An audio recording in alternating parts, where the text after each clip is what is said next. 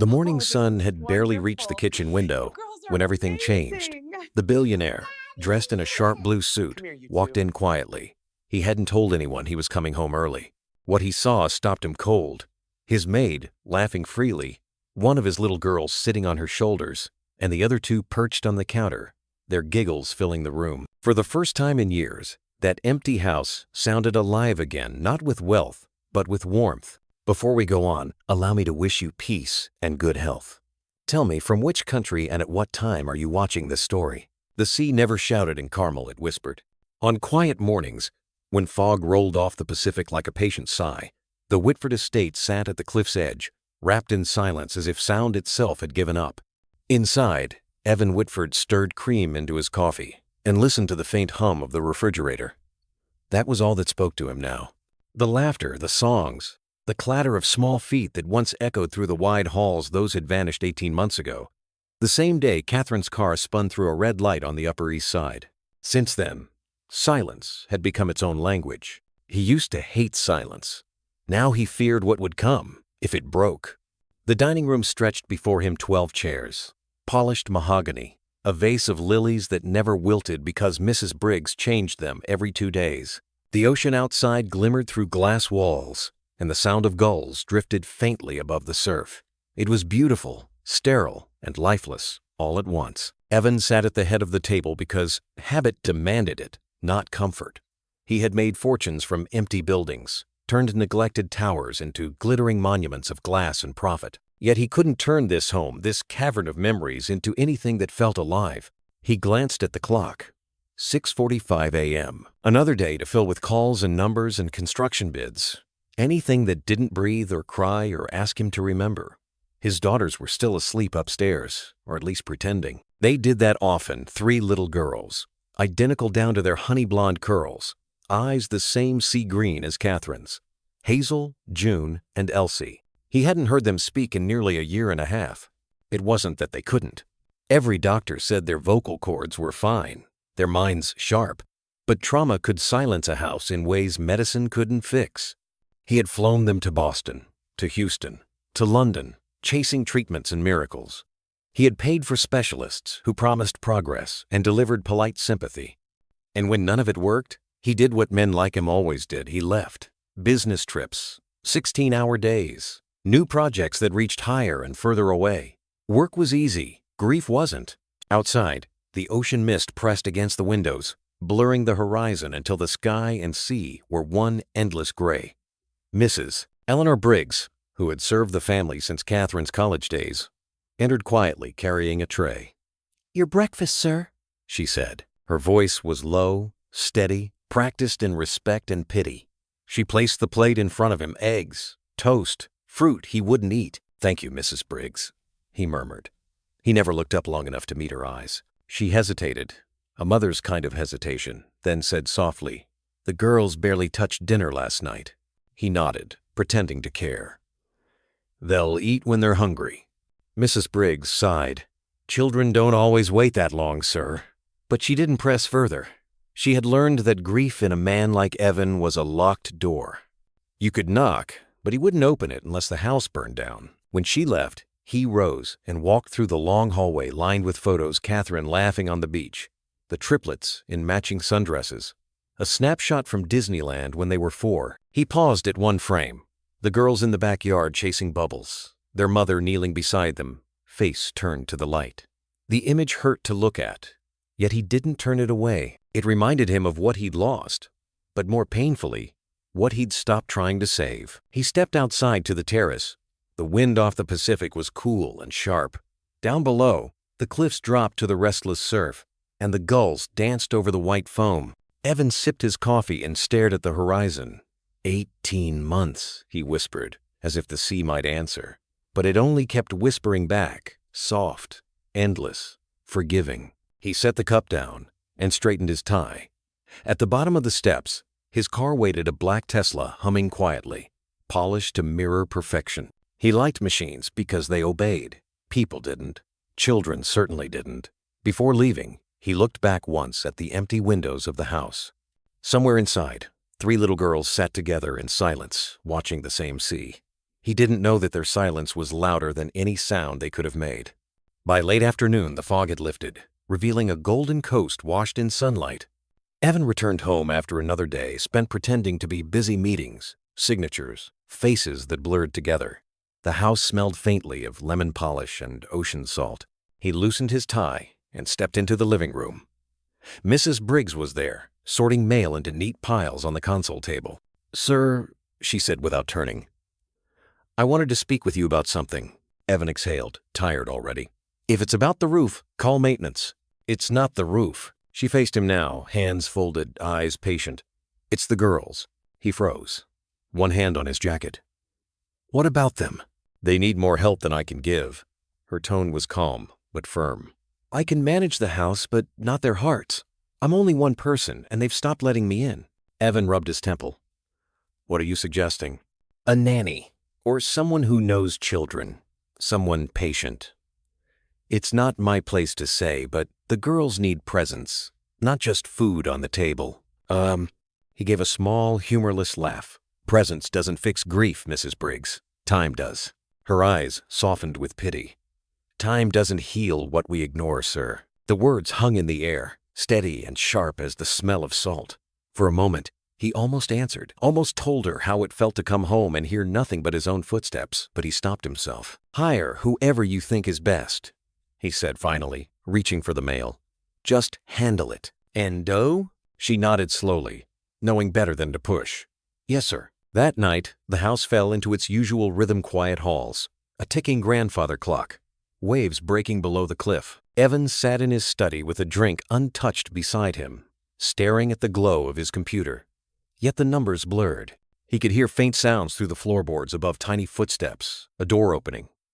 Then silence again. He leaned back in his chair. Somewhere deep down, a thought stirred. One he didn't dare name. Maybe the silence wasn't theirs alone. Maybe it was his, reflected back at him. Outside, the moon rose over the Pacific, spreading silver light across the terrace. In the kitchen, Mrs. Briggs wrote a name on a notepad, a candidate she'd found from a local agency. Lena Marlowe, age 30, from Fruitvale, Oakland. A quiet woman who worked nights studying child development while raising her teenage nephew. Mrs. Briggs placed the note by the phone and turned off the light. Upstairs, 3 little girls lay side by side in their beds, eyes open, waiting for a sound that never came. Downstairs, Evan sat alone in the dim office, staring at the framed photo of Catherine on the bookshelf. She seemed to smile at him through the glass, the way she used to before everything fell apart. "I'm trying," he whispered, though he knew he wasn't. The sea answered only with its endless hush. He didn't know that the next knock on his door, the quiet one that would come 3 days later, would change everything. The following Monday, the sky over Carmel was a watercolor of gray and gold. Morning light slipped through the kitchen windows, landing on rows of polished countertops and untouched dishes. Mrs. Briggs stood by the back door, waiting. She'd set out tea for herself and coffee for the newcomer. The clock ticked softly over the hush of waves below the cliff. At 9 sharp, a small car rolled up the drive. The engine clicked twice before going quiet. Out stepped a woman in a navy coat, too thin for the ocean chill. She paused, looking at the house, 12 rooms of glass and stone rising over the Pacific, and then at her reflection in the door. A quiet steadiness crossed her face, the kind of composure earned through loss. "Miss Marlowe?" Mrs. Briggs called gently. "Yes, ma'am." The woman smiled, her voice low and warm. "Thank you for having me." Come in, dear." Mrs. Briggs opened the door wide. "It's colder than it looks." Inside, Lena Marlowe's eyes moved slowly, taking in the marble floor, the long stairway, the smell of salt and lemon wax. She held a worn leather bag close to her side. Her dark hair was tied back neatly, and there were faint lines at the corners of her eyes, the kind grief leaves when it visits early. They sat at the kitchen table, the sound of the sea muffled through glass. "You've read the job description?" Mrs. Briggs asked. "I have. It's not an easy post. The children haven't spoken since their mother passed. Mr. Whitford, well, he's often away." "I understand." Lena's voice didn't waver. "I'm not here to fix them. I'm here to be with them." Mrs. Briggs studied her for a moment, then nodded. "That's the right answer. She poured the coffee. "You'll start this afternoon. I'll introduce you to the girls before lunch." And 40. As the two women talked, Evan's car glided down the driveway. He passed the kitchen window without looking in. To him, this was another transaction: hire, pay, forget. By the time he returned from San Francisco later that night, the new housekeeper would already be settled, another name he'd barely remember. But for now, in the quiet of the kitchen, Lena wrapped her hands around the warm mug and listened to the ocean. "I grew up near water," she said softly. "It teaches you patience. You can't rush the tide." Mrs. Briggs smiled. "Then perhaps you're exactly what this house needs." Upstairs, 3 small faces watched from behind the railing. Hazel, June, and Elsie barefoot, tangled hair, green eyes that carried too much knowing for children their age. They whispered to each other without words, the way they always did. The woman below moved differently from the others, slow, careful, like someone who had learned to listen before speaking. After lunch, Mrs. Briggs led Lena to the playroom. Toys were neatly stacked, untouched for months. Dust caught the light in the window like floating snow.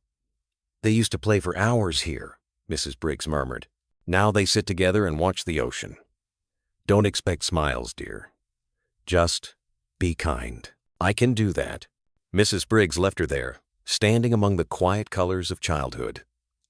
Lena walked around the room slowly, touching nothing, letting the air settle. Then she began to hum a simple hymn, the kind sung in old churches on Sunday mornings. The melody drifted through the hallways like sunlight through dust. For a moment there was no movement. Then, from the doorway, 3 small figures appeared. Hazel stood in front, June beside her, Elsie half hidden behind. They watched as Lena knelt beside the toy chest and began folding a forgotten blanket. "Hello, girls," she said softly. "You don't have to talk. Just sit if you'd like." They didn't move closer, but they didn't leave either. Hazel took one cautious step, then stopped. Lena smiled, not looking directly at them. "I'll be right here," she said, and kept humming, her voice rising and falling like the tide outside. The first week passed like a whisper. Lena rose before dawn, tied her hair back, and started her days in the laundry room humming the same tune. She didn't chase the girls or fill the air with questions. She simply worked folding sheets, polishing silver, opening curtains to let the sea light in. The girls followed her from room to room like small, wary shadows. On Thursday morning, as Lena knelt by the linen cabinet, she felt eyes on her back. Turning, she found Hazel at the doorframe, clutching a small blue crayon. The child said nothing, only watched. Lena offered a gentle smile and went back to her work. A few minutes later, she found a drawing tucked beside the towels, a crooked yellow butterfly. She held it carefully, like something sacred, and whispered, "Beautiful." And the next day, another appeared, 3 stick figures holding hands, their heads ringed with suns. Lena taped them both to the wall above the laundry basket. She never mentioned them, but she always paused to look, humming a little louder. By the end of the second week, the silence in the house had changed shape. It was still there, but softer, less sharp around the edges. The girls began to drift closer when she cleaned. June started leaving her dolls where Lena worked, as if offering them to share space. Elsie once giggled a small, startled sound that seemed to surprise even herself. Mrs. Briggs noticed it first. "They're watching you," she said one evening while drying dishes. "They used to hide whenever someone new came." Lena shrugged. "Children know when they're safe. They don't need words for that." The older woman studied her. "You've been through loss yourself, haven't you?" Lena paused, her hands still in the dishwater. "My sister," she said quietly. 2 years ago. It was sudden. I took in her boy. He's 16 now. Still thinks if he doesn't talk about it, it didn't happen." Mrs. Briggs nodded slowly. "Then maybe you and these girls were meant to meet." That night, after the house went still, Lena stood on the terrace. The moon hung low over the Pacific, silver on black water. She thought about her nephew back in Oakland, probably eating takeout in front of the TV. She missed him, but she also felt something here, a purpose that had been sleeping for too long. Inside, the girls whispered in their beds. "Do you think she'll stay?" June asked softly. Hazel nodded in the dark. "She doesn't look like she runs away." The next morning, Lena found all 3 waiting in the kitchen, still in their pajamas, small faces hopeful. "Good morning," she said. pretending not to notice their bare feet. She cracked eggs into a bowl, the smell of butter filling the air. Elsie climbed onto a stool, eyes wide. "Would you like to stir?" Lena asked. Elsie hesitated, then reached for the whisk. The motion was clumsy. The bowl almost tipped, but Lena steadied it with a smile. "Perfect," she whispered. From the doorway, Mrs. Briggs watched, her hand pressed over her heart. When Evan returned home late that evening, the first thing he noticed was sound, not music, not talking, but the faint hum of someone singing while washing dishes. He froze in the hallway. The melody was unfamiliar yet comforting, wrapping around the cold house like a shawl. He followed it toward the kitchen but stopped before the doorway. Unsure why his chest ached, he saw a figure bent over the sink, dark hair pulled back, sleeves rolled to the elbow. Steam rose around her hands. For a moment, he thought of Catherine the way she used to hum when she cooked on Sunday mornings. The resemblance cut deep enough that he turned away without a word. He went upstairs quietly, not realizing that the sound he'd heard wasn't an echo of the past, but the beginning of something new. Autumn crept gently along the Carmel coast. The mornings grew cooler, and the ocean mist lingered longer before lifting. Inside the Whitford house, something almost imperceptible had begun to change. Lena moved through the halls like a quiet melody present, but never intrusive. She hummed while folding the girls' clothes, set a bowl of apples on the table each afternoon, and left the back door open just long enough for the sea breeze to wander in. Bit by bit, color returned to corners that had long stood gray. Hazel, June, and Elsie still spoke in whispers, but those whispers now carried laughter, soft as the brush of waves against sand. It began with the smallest things, Hazel handing Lena a red crayon, June leaving her favorite shell by the sink, Elsie tugging gently at Lena's sleeve when she wanted help tying her shoe. One afternoon, Lena found them in the garden, sitting cross-legged by the hydrangeas. The girls were drawing on scraps of paper torn from an old notepad. Lena sat beside them without asking permission. "What are we making?" she asked. Hazel pointed to the sea. "The sky," she whispered. Lena smiled. "Then let's add some light." She shaded in a patch of yellow, her hands slow and deliberate. The girls watched in fascination, as if the act of coloring were something magical. Mrs. Briggs appeared at the window, her lips curving into the faintest smile. "Well, I'll be," she murmured. "The house sounds alive again." For the first time in months, Lena cooked something more than toast. The kitchen filled with the smell of cinnamon and baked apples. When she served the pie warm with small forks, the girls ate without a word, eyes bright. Elsie's smile, quick, shy, broke something open in Lena's chest. That evening, as the sun sank into the Pacific, Lena sat on the terrace steps watching the light fade. The girls hovered nearby, wrapped in sweaters, their faces turned toward the horizon. "My mama liked the ocean too," Elsie said softly. Lena turned her head, surprised. It was the first full sentence any of them had spoken. Hazel glanced nervously at her sister, as if the air might break if anyone moved. "She said it was alive," Elsie added, voice trembling. Lena nodded, her throat tightening. "She was right. It is." The little girl looked down at her hands. "Do you think she can hear us?" "Yes," Lena whispered. "The sea carries everything we say." A long pause followed. Then, almost inaudibly, Hazel whispered, "Hi, Mommy." June joined, her voice even smaller. "We miss you." Lena swallowed hard, staring out at the silver line where the ocean met the sky. "She knows, sweetheart, she knows." Behind them, the French doors opened. Mrs. Briggs stepped out quietly, her shawl wrapped tight around her shoulders.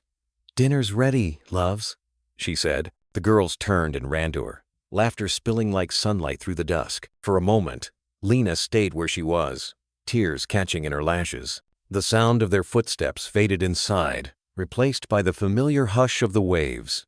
She closed her eyes, letting the cool wind brush her cheek. Maybe healing didn't arrive with thunder or miracles.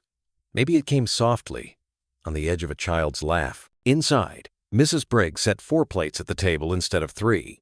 She didn't ask permission. Some things, she believed, didn't require it. When Evan returned from his trip to Seattle a few days later, the air around the house felt different. He couldn't explain it. The lights seemed warmer, the rooms less hollow. Even the scent cinnamon, maybe vanilla, hung faintly in the hall. For the first time in months, he didn't hear his own echo when he walked through the foyer. Mrs. Briggs met him by the stairs, wiping her hands on her apron. "Welcome home, sir," she said with a small nod. "Dinner's nearly ready." He blinked, disoriented. "Dinner?" "Yes, sir, real dinner. The girls are waiting in the kitchen." Evan frowned slightly. The girls. Waiting. Those words hadn't belonged together in a long time. He walked down the corridor toward the kitchen, each step cautious, as if approaching something fragile. The sound reached him before the doorway did low humming, a gentle tune carried by a woman's voice. It was soft, steady, and heartbreakingly familiar. For a moment, he thought he was imagining it. Then came the laughter, quiet, breathy, but unmistakable. He stopped, cold, at the far end of the kitchen. Lena stood at the stove, stirring soup. Hazel sat on the counter, swinging her legs. June at the table, peeling carrots. And little Elsie perched on a stool beside her, face flushed with happiness. None of them noticed him. They were too busy living. "Would you pass the bread, sweetheart?" Lena said. June handed it over silently, but she smiled, a small, sure thing. Evan's throat tightened. He gripped the doorframe until his knuckles whitened. Something inside him twisted, half joy, half grief. It looked so easy, the warmth he'd been trying to buy back for months with plane tickets and toys and therapists.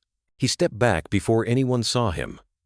Upstairs, in the quiet of his study, he sat behind his desk without turning on the lamp. Outside, the ocean rolled beneath the cliffs, waves breaking in rhythm with the ache in his chest. How could he be both relieved and resentful?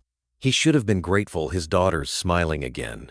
A stranger succeeding where he had failed, but gratitude burned like envy. He'd spent 18 months trying to fix them, and this woman had done it with a song. He poured himself a drink but didn't touch it. His reflection in the dark window looked older than he remembered, worn at the edges. Somewhere below, faint and muffled, he could still hear the children laughing. The sound both comforted and accused him. Mrs. Briggs tapped on the door. "Sir?" He straightened quickly. "Yes? I thought you should know," she said softly. "They talked today, all three of them. First time since Catherine's passing." Evan's breath caught. "What did they say?" "Nothing grand. They asked for more pie." Her smile was small, proud. "Miss Marlowe made it." He looked away, his voice rough. "Thank you, Mrs. Briggs." When she left, he leaned forward, elbows on his knees, face in his hands. The sound of laughter rose faintly again from below.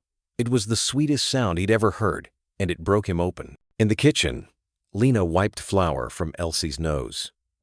"That's enough pie for tonight, sweetheart."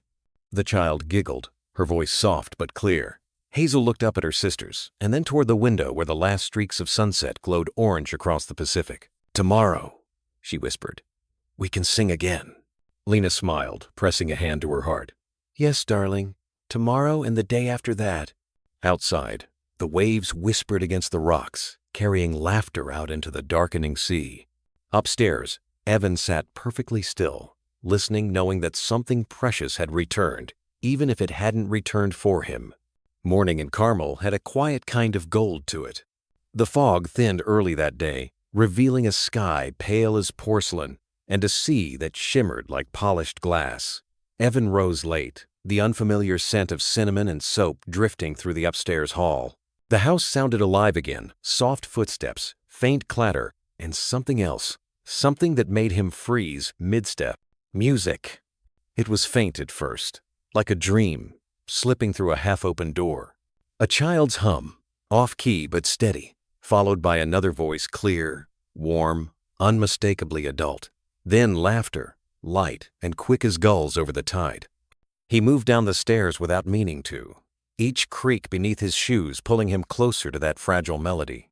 From the hallway, he saw them. Lena kneeling on the rug by the piano, the girls huddled close around her. June pressed random keys, giggling when a wrong note echoed. Hazel clapped off beat, her twin sisters following. And there it was again, a song. Not a full one, not yet. Just small, uncertain notes, stitched together by courage. Evan leaned against the wall, unable to move. Catherine had been the one who sang. Her voice had filled these rooms, made the glass tremble with joy. He hadn't realized how much he missed it until now. Lena's voice rose softly over the hesitant keys. "The sea will carry us home again. Through storms, through years, through pain. If love still listens, if hearts still mend, we'll find our way again. The lyrics were simple, but her tone low, careful, aching, wove through the air like prayer. The girls joined her, not in words, but in hums, their little voices weaving around hers until the room seemed to breathe. Hazel stopped suddenly and whispered, "Mommy used to sing that." Lena's hand froze midair. "She did?" Hazel nodded. "Before bed, the same song." Lena swallowed, her gaze softening. "Then maybe she sent it back to us." For a heartbeat, no one spoke. The ocean crashed below the cliffs, and sunlight spilled through the tall windows like grace. Mrs. Briggs appeared at the doorway, holding a tray she'd forgotten to serve. Her eyes glistened. "Good Lord," she whispered. "I thought I'd never hear them again." The girls giggled when June hit a sour note, and Lena laughed too, her head tilted back, hair catching the light. It was such a simple sound, yet it reached into Evan like a key finding the right lock. He stepped forward, almost without thinking. "Where did you learn that song?" Lena turned, startled. "Oh, Mr. Whitford. I'm sorry, we didn't hear you." "I asked," he said quietly, "where you learned it." Her expression softened. "My mother used to sing it. I never knew where she heard it first." Evan's breath caught. "Your mother?" "Yes, when I was a girl in Fruitvale. She said it was for people who'd lost someone they loved." He stared at her, the world narrowing to that one memory, the lullaby Catherine had written during her pregnancy, a song she'd never shared publicly. He had believed it was hers alone. "How?" His voice cracked. "How could your mother have known it?" Lena hesitated, confusion flickering across her face. I don't know, sir." The girls glanced between them, sensing the tension. Lena rose slowly, smoothing her apron. "It's just a coincidence, I'm sure." Evan said nothing. He could feel his pulse pounding, the old ache of loss sharpening into something restless, uncertain. He turned toward the window, the sea's reflection bright in his eyes. Mrs. Briggs stepped forward gently. "Sir," she murmured, "perhaps it's best to let the music stay a blessing, not a question." He didn't answer. Outside, gulls wheeled above the cliffs, their cries lost to the wind. Behind him, Lena returned to the piano. The children began to hum again, as if nothing had broken at all. But in Evan's chest, something fragile had cracked open a door he'd spent months trying to keep shut. That night, the house didn't sleep. The melody lingered in the walls like perfume, refusing to fade. Evan poured himself a drink he didn't want and sat by the unlit fireplace, staring at the dark. The song echoed in his head, the same notes Catherine had once sung, the same rhythm, even the same lilt on the word home. He closed his eyes and could almost see her barefoot on the terrace, laughing as the twins danced in circles, her voice rising over the surf. It had been their secret lullaby, written one night when she was 8 months pregnant. She'd hummed it to the girls before they were born, said it came to her in a dream. No one else had ever heard it. Until today, he found Mrs. Briggs in the kitchen making tea. "How long has she been singing that?" he asked quietly. Mrs. Briggs didn't look up. Today was the first time. "Did she say where she learned it?" "She said her mother taught her." He nodded, jaw tight. "Her mother, what was her name?" "I didn't ask." She placed a cup in front of him. "You could ask her yourself." He didn't answer. Upstairs, the girls were asleep, their small breaths rising and falling like the tide. From the hallway, he could see Lena closing their doors softly, her steps light on the carpet. Something about her silhouette, her stillness, reminded him again of Catherine. The curve of her shoulders, the way she tilted her head as if listening to something the rest of the world had forgotten. "Miss Marlowe," he said quietly. She turned, startled. "Mr. Whitford, I didn't mean to wake you." "You didn't." He paused. "About the song. You said your mother taught it to you. Do you remember anything else about it? Where she learned it?" Lena frowned slightly. She used to sing it when things were hard. She said it came from a woman she once cared for years ago. A patient, I think. Someone who lost her husband and wrote lullabies to survive it. Evan's heart skipped. "A patient?" "Yes. My mother was a nurse in San Francisco for a while, before I was born." She tilted her head. "Why?" He swallowed, his throat suddenly dry. "My wife Catherine spent months in a San Francisco hospital during her pregnancy. Complications. She wrote music there to stay sane." Lena's eyes widened. "Oh." She stared at him, the truth flickering between them like a candle struggling to stay lit. Then maybe my mother was her nurse. For a long moment, neither spoke. The house creaked softly, waves breaking far below. Evan looked past her toward the children's door. That song, he murmured, was the last thing she sang to them before the accident. Lena's face softened. Then maybe she wanted it to find them again. He met her eyes. Through you? Through anyone who still listens. Something inside him gave way a crack of surrender after months of hardness. He nodded once, slowly. Thank you, he said, his voice low. For bringing it back. Lena smiled faintly. I didn't bring it. It was already here. The girls just needed to hear it again. She turned to leave, but he stopped her. You remind me of her sometimes. I'm not her, Lena said gently. I know. His gaze dropped. But maybe that's why the house doesn't feel empty anymore. She didn't reply. Instead, she glanced toward the window, where moonlight shimmered on the glass. The tide's turning, she whispered. Tomorrow will sound different. When she was gone, Evan sat for a long time in the quiet hallway, listening to the echo of the lullaby still floating faintly through the house. For the first time since Catherine's death, the silence didn't hurt, it healed. But just beneath that peace, something else stirred a fear he couldn't name. A fragile sense that when the tide turned again, it might not bring everything back. Outside, the wind shifted, carrying the last notes of the song out to sea. The next morning, nothing would be the same. The next morning dawned bright, the kind of clear blue sky that made even the sea look joyful. Evan woke to the sound of seagulls and something else. It took him a moment to recognize it. Laughter. Light, bubbling, unmistakably his daughter's. He sat up, heart pounding, and listened again. The sound drifted through the open window, carried by the wind from the garden below. He didn't dare move for fear it would stop. For months, the house had been filled with quiet and ghosts. Now, laughter had returned as if nothing had ever gone wrong. He followed it downstairs, still in his shirt sleeves, pausing at the terrace door. Out on the grass, Lena was helping the girls set up a makeshift picnic. A blanket, a basket, juice boxes, sunlight everywhere. June was pretending to pour tea into tiny cups. Hazel chased Elsie in circles, and Lena, barefoot, her hair undone by the breeze, was laughing too. The sound hit him like a blow and a blessing at once. It was the same laugh Catherine had when she let her hair down, when she forgot to be perfect. For a moment, the scene before him felt like an echo of another life, a life he'd buried with his wife. He stood there a long time, unseen, watching. Something inside him stirred, fragile and dangerous. Hope. Mrs. Briggs joined him quietly at the doorway. Quite a sight, isn't it? She said softly. Evan nodded, his throat too tight for words. She's done wonders with them, sir. He swallowed. Yes, she has. You should join them. He gave a faint, humorless laugh. I wouldn't know how. Mrs. Briggs smiled kindly. Start with sitting down. The rest will follow. He almost did. Almost.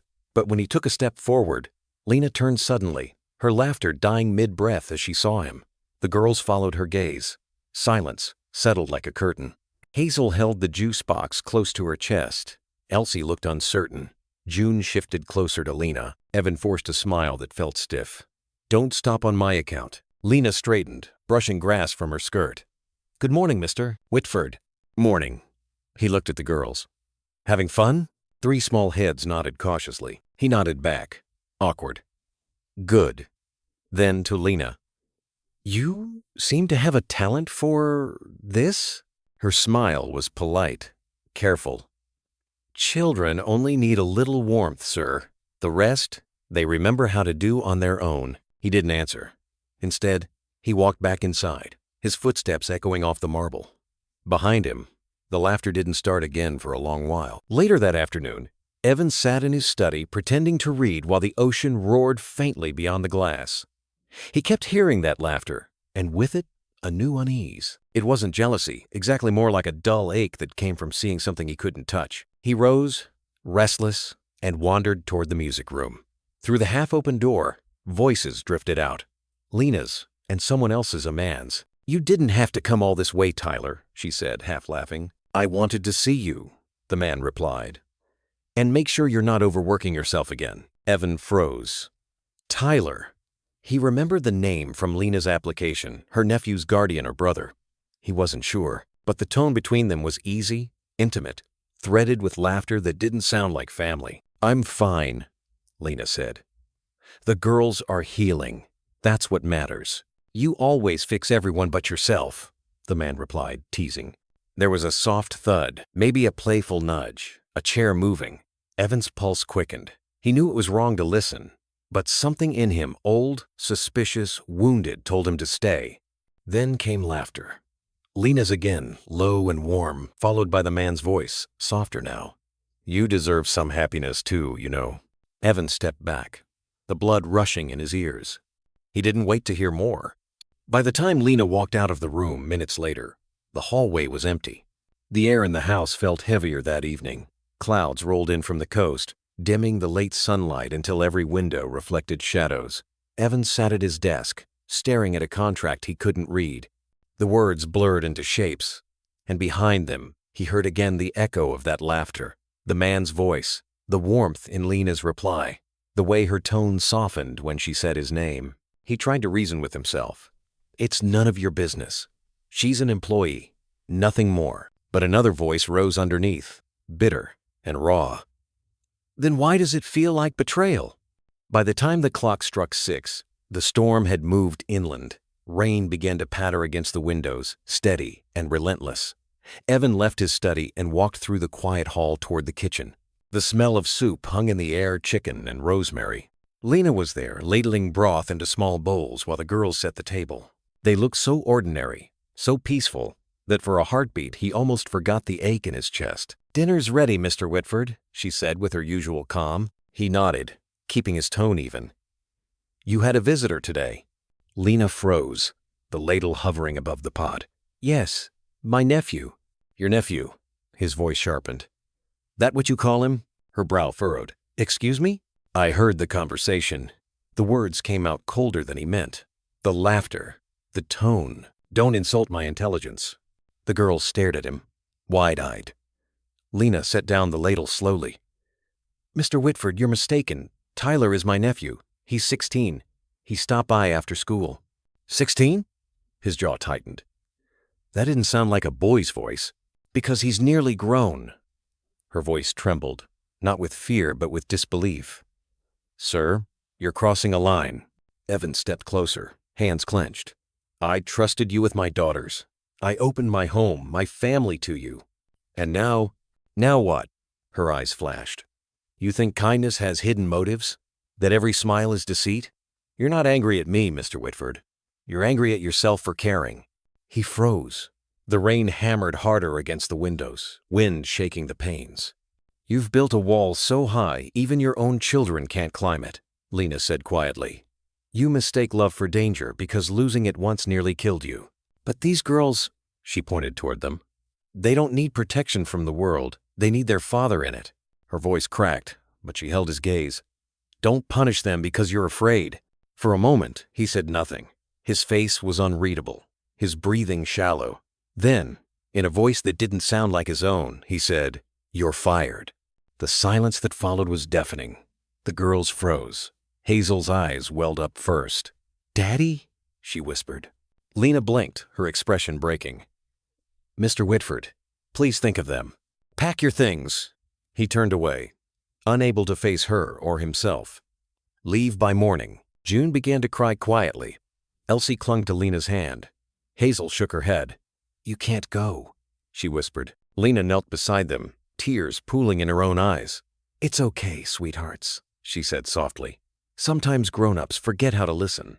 But you keep singing, all right?" She looked up at Evan one last time. Her voice was barely more than a whisper. "I thought we were starting to heal, all of us. I was wrong." Then she rose, wiped her hands on her apron, and walked out of the kitchen. The girls ran after her, their small feet slapping the floor, calling her name, but she didn't turn around. When the door closed behind her, the laughter that had filled the house all week vanished as if it had never been. Only the rain remained steady, merciless, and cold. Evan stood alone in the empty kitchen, his reflection staring back at him from the dark window. The soup on the stove had gone cold. He pressed his palms to the counter, his voice breaking into a whisper. "What have I done?" The house didn't answer. It never did. The storm lasted through the night. Wind howled around the cliffs, and the old Whitford house groaned as if mourning something it had just regained. Evan didn't sleep.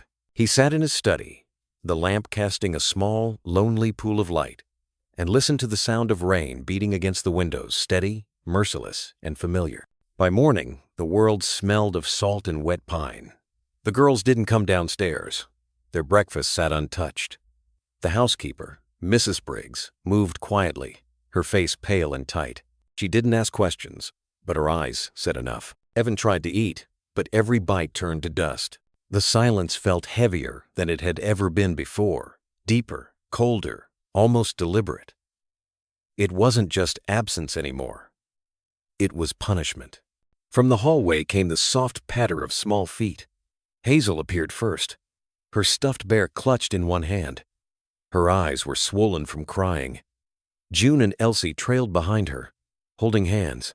"Daddy," Hazel whispered, "is Miss Lena coming back?" He looked up, his heart twisting.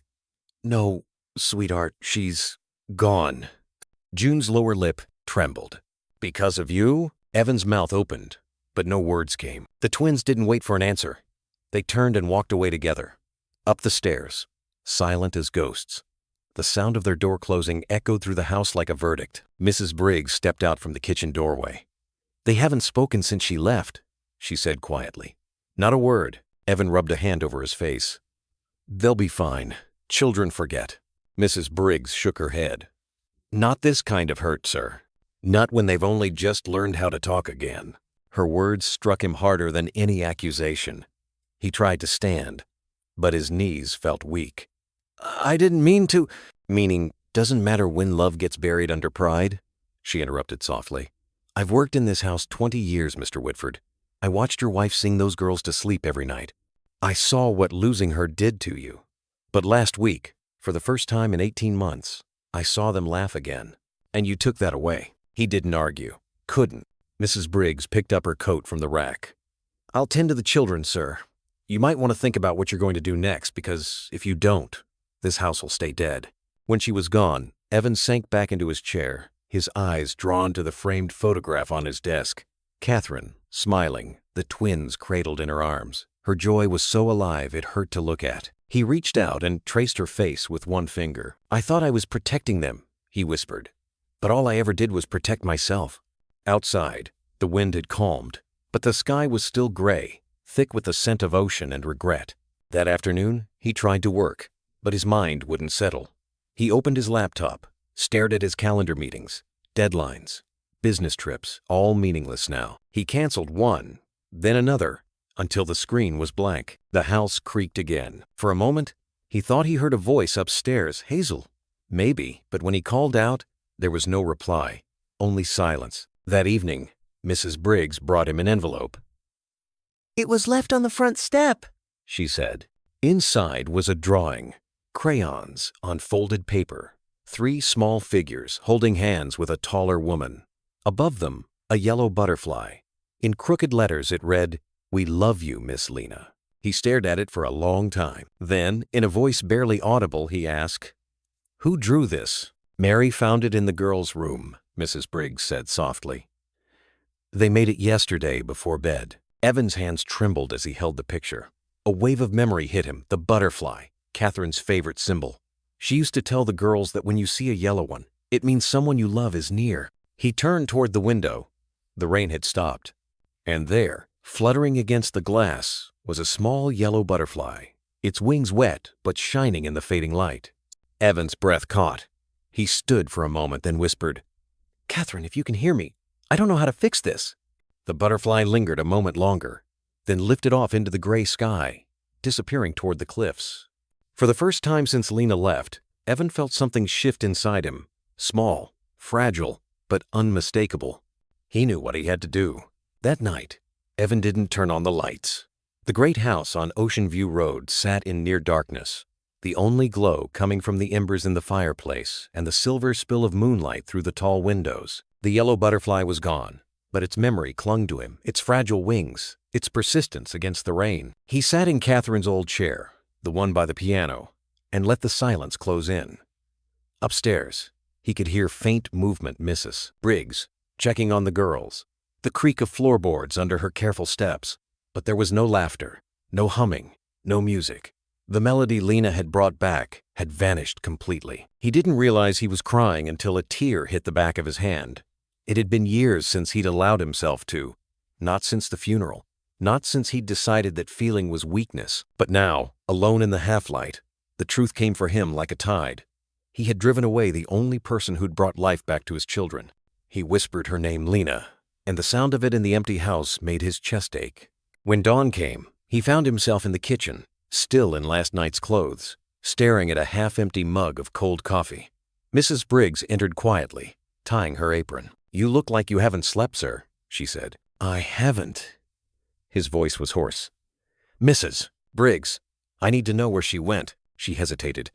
"It's not my place to—" "Please," he interrupted, his tone breaking for the first time. "I can't undo what I said, but I have to try to make it right." Mrs. Briggs studied him for a moment, the lines on her face deep with pity. "Harlem," she said finally. "Her sister's apartment near 145th and Lenox." She mentioned it once when the girls asked where her family lived. He nodded slowly, the weight of decision settling on him like armor. "Thank you." Mrs. Briggs crossed her arms. "If you're going to see her, don't go there as a man who signs paychecks. Go as a father. That's the only version of you she'll listen to." He looked up, meeting her eyes. "I don't even know if I remember how to be one." "Then learn," she said softly, "the same way those little girls are learning to speak again one word at a time." Evan drove out just after sunrise. The storm had cleared, leaving behind streets slick with rain and skies streaked with pink. The world outside the estate felt foreign, too small, too alive. He rolled down the windows, letting the cold wind sting his face. For the first time in years, he wasn't thinking about contracts or deadlines. Every thought was of 3 little girls and the woman who had taught them to laugh again. He reached the city by mid-morning. Harlem was noisy, crowded, and real in a way his world never was. Street vendors calling out, buses hissing at corners, the smell of roasted peanuts and wet asphalt. He parked near a faded brick building and sat there for a moment, gripping the steering wheel until his knuckles whitened. He didn't know what he would say. He only knew he couldn't go home without trying. Before stepping out, he reached into his coat pocket and pulled out the crayon, drawing the one with the yellow butterfly. He smoothed the creases with trembling fingers. The drawing wasn't perfect, but it was pure. It was everything he had forgotten how to be. He climbed the stairs to the 3rd floor, his heart pounding harder with every step. The hallway smelled of detergent and morning coffee. At the end, a door stood half open. He raised his hand and knocked gently. Footsteps, then a voice. He hadn't realized he'd missed so much. "Who is it?" "It's Evan," he said quietly. "Mr. Whitford." "A pause." Then the door opened halfway. Lena stood there, her hair pulled back, her face pale from surprise and something else guarded pain. "What are you doing here?" she asked. He held out the folded drawing. "They made this for you." Lena's eyes flicked to the paper, then back to him. She didn't take it. "You shouldn't have come." "I know," he said, "but I had to." The hallway seemed to hold its breath. Somewhere outside, a siren wailed and faded. He took a slow breath. "I don't expect forgiveness. I just need you to know that I was wrong. I let grief turn me into someone my wife wouldn't even recognize. And you," his voice broke, "you reminded my daughters what love sounds like." Lena's expression trembled, her hand rising unconsciously to her mouth. "I don't deserve your kindness," he continued, "but they do. Please, Lena, if you can find it in your heart to come back, not for me, for them, I'll do whatever it takes to make things right." For a long moment, she didn't speak. Her eyes shimmered, reflecting both disbelief and sorrow. Finally, she said quietly, "You think showing up fixes everything?" "No," Evan replied, "but it's where I should have started." Silence again. Then Lena exhaled, slow and trembling. "Give me a week," she said. "If you mean what you say, you'll wait." He nodded. "I'll wait." As the door closed softly between them, Evan felt the first true warmth he'd felt in months, small, uncertain, but real. When he stepped back into the cold morning, The city noise rose around him like a heartbeat. For the first time, he didn't feel alone in it. Somewhere above the street, sunlight caught on a flutter of yellow wings. The week that followed felt longer than any month of Evan's life. He canceled every meeting, every trip, every distraction that used to define him. For once, there were no private jets, no phone calls, no deadlines, only mornings, afternoons, and long, uncertain nights inside a house that had forgotten how to breathe. Each day began the same. Evan would make breakfast the way Catherine used to pancakes, with too much butter, strawberries on the side, and orange juice that was always a little too tart. The girls would come down silently, their faces pale with the quiet kind of hurt that words can't touch. He'd try to smile. "Morning, ladies." Sometimes Hazel would nod, sometimes she wouldn't. June pushed her food around without eating.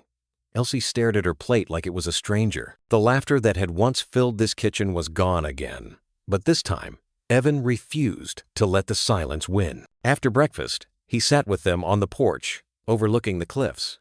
The ocean was calmer now, blue and steady, its rhythm the only sound between them. He brought storybooks, hoping they'd read together. On the third morning, Hazel took one from his hand. She didn't read out loud, but she didn't walk away either. It was a start. By the fourth day, something small began to shift. He heard faint humming upstairs, just a few notes, hesitant and shy. When he climbed the stairs, he saw June sitting by the window with her stuffed rabbit, softly whispering to herself. It wasn't laughter, not yet, but it wasn't silence either. He stood there, unseen, and whispered, "That's my brave girl." "Oh?" That evening, Mrs. Briggs found him cleaning the playroom floor. "You keep this up, you'll put me out of a job," she teased gently. He smiled tiredly. "I owe them more than I can count. They're starting to notice, you being here. I should have been here all along." Mrs. Briggs touched his arm lightly. "If she keeps her word, she'll see the difference too." He didn't answer, but every time the doorbell rang, even when it was just the mailman, his heart leapt. On the sixth day, he took the girls to the garden. The sun was warm, the grass soft underfoot. He knelt with them and showed them how to plant sunflower seeds. "Your mom loved these," he told them.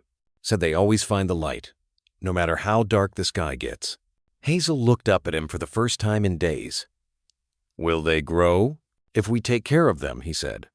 "If we stay." She didn't respond. But when he glanced down, he saw her tiny hands pressing the soil over a seed. That night, the girls fell asleep on the couch while he read from one of Catherine's old journals. It was filled with lyrics, half-finished poems, doodles of butterflies and flowers. One page stopped him cold, her handwriting beside a small sketch of a sunflower. "Even when I'm gone, remind them to keep turning toward the light." He sat there until midnight, tears slipping quietly down his cheeks. "I'm trying, Catherine," he whispered. "I'm really trying." When morning came, the world was still gray, but the air felt lighter. The girls were awake early, their hair tangled, their eyes tired, but expectant, as if they sensed something coming. At 11:57 a.m., the sound of tires on gravel broke the quiet. Hazel's head snapped up. "Daddy?" He froze. Mrs. Briggs peeked through the curtains, her lips parting into a small smile. "Well," she said softly, "looks like the week's over." Outside, a modest blue sedan pulled into the driveway. The driver's door opened. Lena stepped out. She wore the same simple coat as before, her hair tied loosely, her hands gripping a small duffel bag. Her eyes lifted to the house, hesitant, uncertain, and for a moment, she didn't move. Evan opened the front door slowly, his voice low and rough. "You came back." Lena's expression wavered between relief and restraint. "I said a week." Behind him, the girls appeared in the hallway. Hazel gasped first. "Miss Lena, And before Evan could say another word, the three of them ran past him, bare feet slapping against the floor, and threw themselves into her arms. Lena stumbled back a step, catching them all, her eyes filling with tears. "Oh, my sweet girls," she whispered, holding them close. "I missed you so much."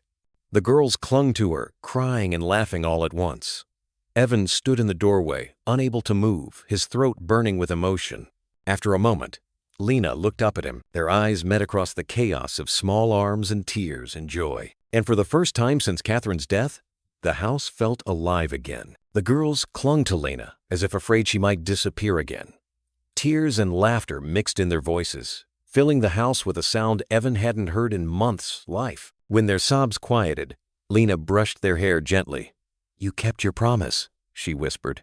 Hazel smiled faintly. "Daddy waited too." Their eyes met. For a moment, neither moved. Then Evan said softly, "Why don't you show Miss Lena the garden?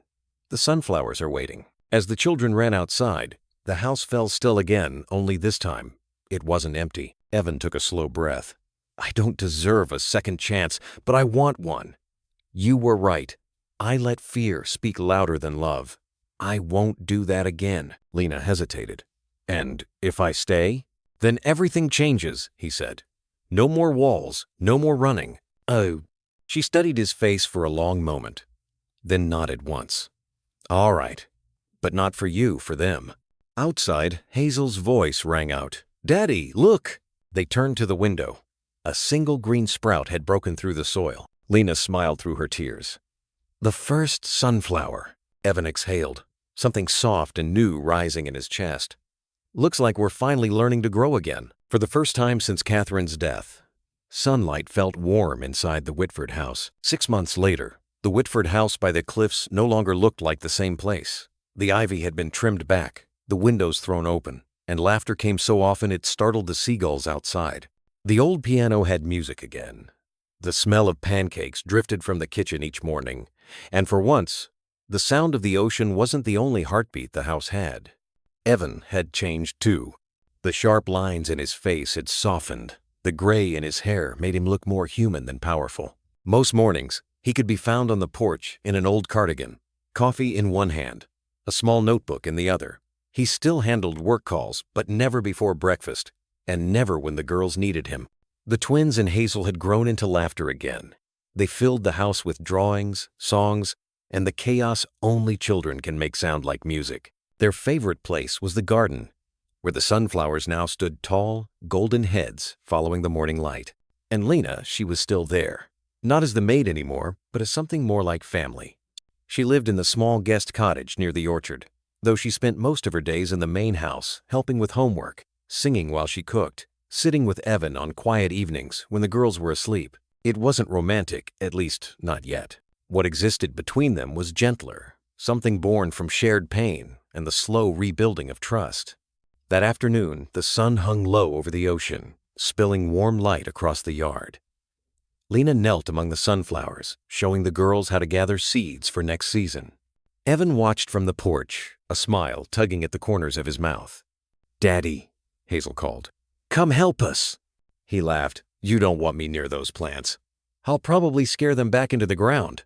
Come on," she insisted. He stood, stretching his back, and walked down the steps. All right, but if I ruin a sunflower, I'm blaming all of you." Lena looked up as he approached, shielding her eyes from the light. "Careful," she teased. "They're fragile things." He crouched beside her.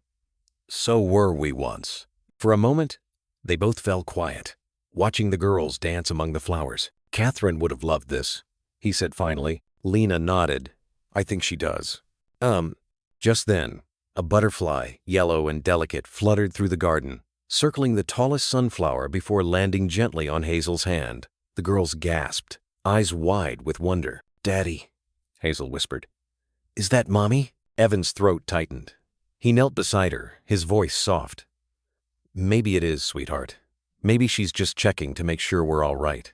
Lena's gaze met his, full of quiet understanding. "She'd be proud of you," she said. He shook his head slightly.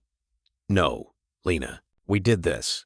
The butterfly lifted again, circling them all once before flying toward the horizon, wings catching the last golden light of day. The afternoon faded gently into evening, and the garden shimmered with the soft gold of sunset. The sea below caught every bit of light, turning the waves into ribbons of fire. The girls ran among the tall sunflowers, their laughter bright and full, their hands brushing against petals that seemed to glow. Evan stood beside Lena, the quiet between them now warm instead of heavy. "They found their way back," he said softly, watching Hazel twirl beneath the sky. Lena smiled, her eyes following the children. "So did you." He breathed out a small laugh. not alone. The wind stirred the flowers around them, carrying the scent of salt and earth. The house behind them, once silent and hollow, now echoed with music and voices. From somewhere inside, the old piano played a soft tune, one of Catherine's. Evan looked toward the horizon. "Catherine used to say sunflowers are stubborn things," he murmured. "They keep turning toward the light, even when the storm hasn't passed yet." "She was right," Lena said quietly. "That's what love does. It keeps turning back to hope." The girls called to them then, waving excitedly. "Daddy! Miss Lena! Look!" Above the garden, a yellow butterfly drifted through the air, circling the tallest sunflower before landing delicately on Hazel's hand. She froze, whispering, "Daddy, it's Mommy." Evan knelt beside her, his eyes shining. "Maybe she never really left, sweetheart. Maybe she just wanted to make sure we're okay." Hazel smiled, clutching his arm. "Then she knows." Lena's voice was soft behind them. "She'd be proud of what you've built here." He turned to her, his expression tender. "We built it. Together." For a long, peaceful moment, they all stood there, the father, the caretaker, and 3 little girls bathed in the fading light. The butterfly rose again, hovering above them before gliding out toward the sea. As the last of the sun dipped below the horizon, Evan whispered, almost to himself, "True wealth isn't what you build. It's who you become and who you stay for."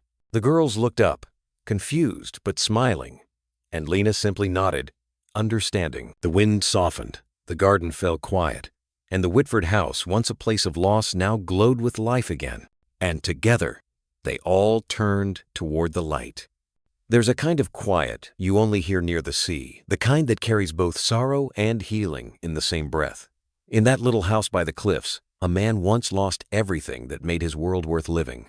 But 6 months later, laughter filled the air again, carried by 3 small voices and a woman who believed that love could mend what grief had broken. The sunflowers in their garden now stand tall, their faces turned toward the horizon, just as a family once broken found the courage to do the same. Sometimes redemption doesn't arrive with grand gestures or perfect words. It comes in moments of stillness, in the choice to stay, to listen, to love again when it would be easier to hide. Evan learned that true wealth isn't counted in bank accounts or square footage, but in breakfasts shared, stories told at twilight, and hands that reach out instead of pulling away. Maybe that's the heart of it, love that stays, the kind that doesn't demand perfection, the kind that endures through silence and loss. It's like the porch light left on for someone coming home, small but steady, guiding us through the darkest roads of our lives. So tonight, dear friends, if this story reminded you of something, a voice you miss, a kindness you once gave, or a moment you still carry close, take a breath and hold it gently. Because healing often begins not in what we say, but in what we're finally ready to feel. And if this story touched your heart, press 1 the comments to let us know. If it didn't, or if you have thoughts to share, press 0, because every story, like every life, has something to teach us. Until next time, may your days be peaceful, your home warm, and may you always find your way toward the light.